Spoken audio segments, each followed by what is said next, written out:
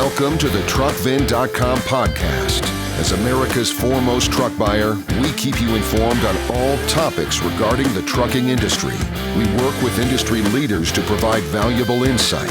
When you're ready to sell, call America's foremost truck buyer at 855-TRUCK20 or visit TruckVin.com.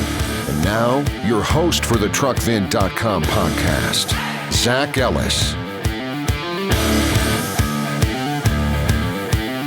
Welcome back to the TruckVin.com podcast. We've got some exciting industry professionals coming to visit with us and share their knowledge on the TruckVin.com podcast. We've got a few small fleet owners. We've got some large fleet owners. We have a few of our banking relationship managers that are going to be visiting with us. They'll be talking about financing, some of the financing that they did on new units last year, and some of the changes that'll be coming in this year. Obviously, last year we saw increased pricing on new units and used units across the board, and we're seeing a lot of the lenders that are really starting to take a hold of that right now. So we'll be talking with some of the banking relationship lenders. We've also got a couple of our friends at local tire center here in Fort Worth. They're going to be coming out and speaking with us, talking about new tires, the retread facility they just put up here in Fort Worth, Texas. So we're excited about that. We try not to only focus on just buying trucks and what we do and what makes us special here at TruckVin.com. Obviously, we like to know and tell you that we're special, but we want to bring in other knowledgeable people within the industry. So we're excited to do that. But today we're going to cover a few topics that we have here. The first topic here we're going to talk about is selling your truck in a down market. We've seen this time and time again. The last few months, it seems like more and more phone calls are happening every single month. And a lot of people, especially owner-operators who are getting out of business, are asking themselves, number one, what am I supposed to do with my truck when we're in a down market? Number two is, what items are needed to sell my truck? And number three is, how do I get the most money for our truck? Because I can tell you, hands down, every single phone call we get, a customer wants to get the most money for his truck. And obviously that's our job here at TruckVin.com, is to purchase your truck and give you the most money and have the most memorable experience selling your truck. And here's a few things that I thought were important to bring up. Number one is, so often so many customers ask us, what are the top tier mileages to sell my truck and obtain the most money? Meaning, in what mileage bracket should I get rid of my truck? Should it be from 200,000 to 300,000, 300 to 500, et cetera, et cetera? So in my experience and what I've seen in some of working in some of the larger OEM dealerships, Freightliner, Kenworth, or even working privately here, majority of what I've seen is you're going to get the top tier money, number one, when your truck is under 200 to 250,000 miles. Usually on the vocational stuff, such as dump trucks, roll-offs, some of the heavier spec trucks, and day cabs, you're going to get that premium money when the mileage is under 200,000. Now, when you transition over to sleeper trucks, the average sleeper truck, most of the time when a customer is going to sell it, is going to have about 375 to 425,000 miles in a normal market. So for sleeper trucks, tier one, to get the most money, I would say under 250,000 miles. Tier 2 would be under 350,000 miles, and Tier 4 would be probably under 450,000 miles.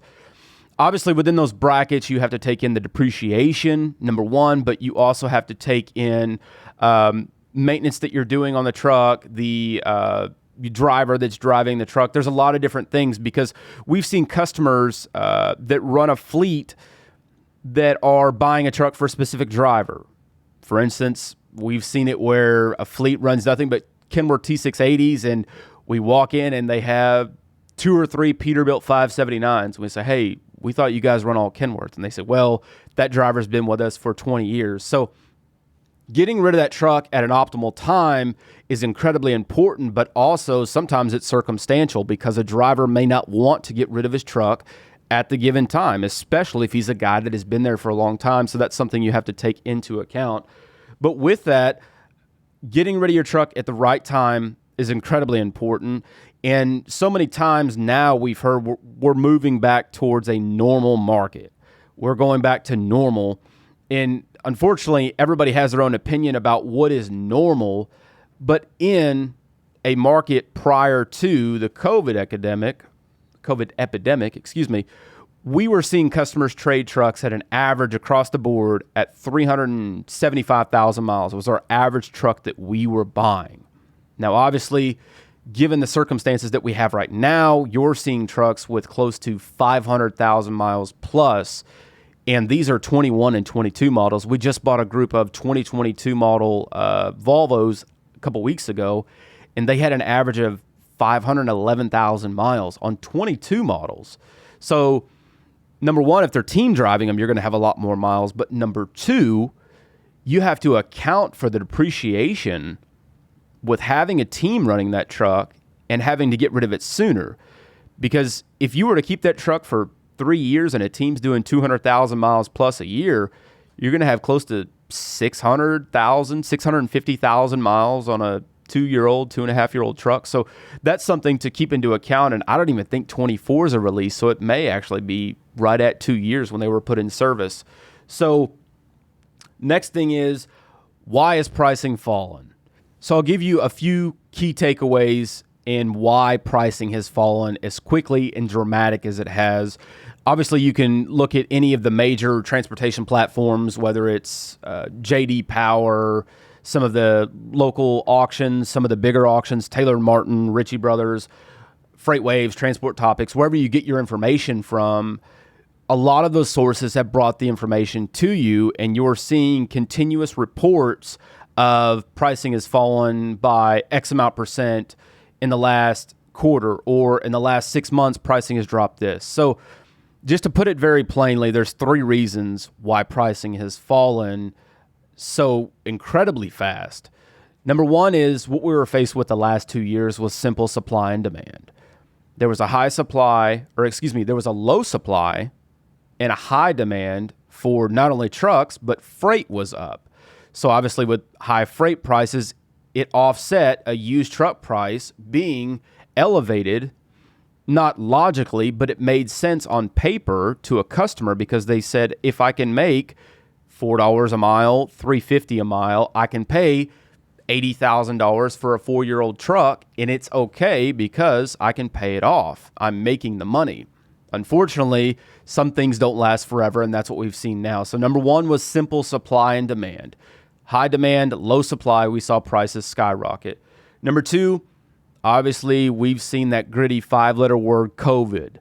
COVID affected a lot of things, especially with the microchips that go inside of these trucks. There's so many electronics that when microchips were sitting at the sea or they were sitting at the port waiting to be unloaded, those pieces were already accounted for a new truck that was being manufactured right now, and we couldn't get the parts fast enough. Right. And the third thing to add to that, so you've got number one, supply and demand. Number two, you have the COVID epidemic. And number three, we had a driver shortage at that.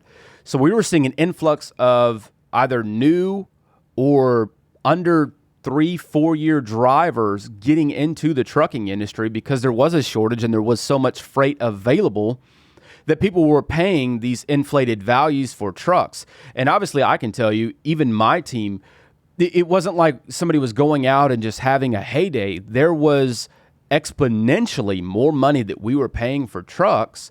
And we just found ourselves in a position where we either had to pay more money for a truck or the next person in line would. So I think a lot of conversations I've had in the past, customers say, oh, well, these dealerships were just making X amount on me on every single truck that we bought. No, because the person that was selling that truck understood what was going on the forefront. So dealerships and independents such as I that buy trucks for a living were paying more for these trucks. So I did some research just before recording this, and I got on Truck Paper, and the fourth and final thing that we're seeing as far as pricing drop so incredibly fast is 2024 model new trucks that are available currently. There's 305 units. Now that's compiled of both individuals and dealerships, but that's 2024 model trucks, brand new. And mind you, some of them may have miles on them and they may be independents looking to sell their truck, but there's 305 trucks available that are new or marked as new. So when you look back just 6 months ago, 7 months ago, there was no new trucks available. We saw numerous of these trucks that fleets were buying in years prior, taking them to the auction and making $15,000, $30,000, $35,000 on a new truck. So there's the first four things that set the pricing to deaccelerate as fast as it has. So the big question everybody asks is, okay, pricing's fallen, so has freight. What am I to do next? And I can tell you that there's a few key things that we focused on, and we've talked about these before, but traveling to customers, traveling to visit customers in person has done a world of wonders, especially for us here lately. But we never stopped. That was the thing about us. Since the inception of this company, we've always visited our customers in person. Now, it may not be every single customer, but customers right here in Dallas-Fort Worth, we go and visit. We'll go see customers in the Midwest. We'll go see customers on the West Coast. We're not afraid to get on a plane and go visit with a customer. And that's something that a lot of people weren't doing. They were waiting for the traffic to come to their dealership. And I think, in my personal opinion, that's why we've been so successful, or so wildly successful, is because we weren't afraid to get on a plane and spend $1,000 to get a next day flight to go look at a group of trucks that was in California, and you couldn't arrive in California until 11:40 or 1 a.m. the next morning. And I can't tell you how many flights personally I've taken with our salespeople, and we've gotten to the middle of California. It's pitch black and it's 1:15 in the morning, and you're working to try to find an Uber or a Lyft to take you to a hotel, and getting up at 7 o'clock the next morning to go and inspect trucks. Or I remember a specific flight where I flew from Dallas to Atlanta, and from Atlanta to South Carolina. My flight was delayed. I had been in the airport at Atlanta for probably 6 hours. Finally got a flight to South Carolina. It was probably the worst flight I've ever been on. It was one of those small regional jets, had a bunch of turbulence on the way there. Just terrible. By this time, I'm exhausted. I've been up since 4 o'clock in the morning, and I think this was 11:30 at night when we finally take off from Georgia. So we get to South Carolina, and I couldn't find an Uber. I couldn't find a Lyft. Couldn't find a taxi. It was me, my videographer at the airport. That was it. And finally, we found one taxi company that was able to take us to a hotel. The only hotel we could find was 80 plus miles away. And we get to the hotel, and we thought we had a room booked on the Hilton app. And come to find out, all the rooms are sold out. It was a nightmare. But anyways, finally, they ended up finding us a room. And I was just, this was like 2 a.m. when we finally fell asleep, and I was just exhausted. And I told myself, who else is out here taking a flight, being up for the last 14, 16, 18 hours at a time to go out there and meet with these customers? And I explained the situation of the customer. I said, man, I really worked to get out here. And, he kind of laughed about it. And I just told him, man, that's what it means. That's how important it is for our customers to know that we genuinely care about them and working with them in the future. We don't want to just pick up a phone call, buy a group of trucks, or buy one truck from a customer and never talk to them again. That's not it. So traveling to visit these customers and continuously call them and text them, email them. I've got numerous customers that I talk to on if not a weekly basis, a bi-weekly basis. Hey man, how's your kids? Hey, how's Scott doing in soccer? Hey, how's Bella doing at her gymnastics class? These are customers that we deal with each and every single day. So if you don't know your customers like that, you ought to get to know your customers on a deeper level. Because if you don't have a relationship with them, whether you stay in trucking or not, it doesn't matter. Obviously, you've heard from anybody and everybody that life is based on relationships, and it's true. A lot of times we overlook the simple basics of just calling, texting, emailing. There's so many platforms to reach out to a customer now. We've had people reach out to us on Facebook, Instagram, LinkedIn, Twitter, call us, text us, email us. There's so many different avenues now that there's not a reason to, number one, have a relationship with somebody that you work with on a continuous basis, but number two, have a good enough working relationship that they'll refer you to one of their friends or one of their family members. And that is something that I personally have strived for, is to know my customers well enough, not just on the trucking side as to what equipment they run or what they haul, or, hey, this customer might have a specific Kenworth T880 with a Cummins and a 13-speed day cab that we're looking for. But knowing the customer as to, hey, how's your daughter doing? Hey, how's your son doing at the finals? Hey, how's your wife doing on the new venture that she has?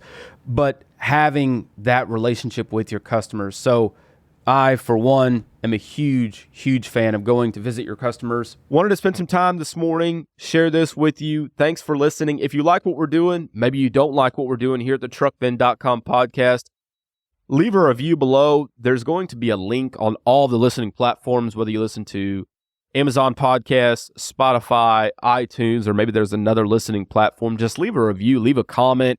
If you're interested in being a guest, you're welcome to email buy at truckvin.com. We'll have Aaron, our producer, reach out to you and schedule a time, whether you're in the trucking industry, maybe you're not. We'd love to speak with you. Be safe out there. You've been listening to the truckvin.com podcast with Zach Ellis, your go-to source for up-to-date insights on the trucking industry. Remember, when you're ready to sell, call America's foremost truck buyer at 855-TRUCK-20 or visit truckvin.com. Join us next time for the truckvin.com podcast.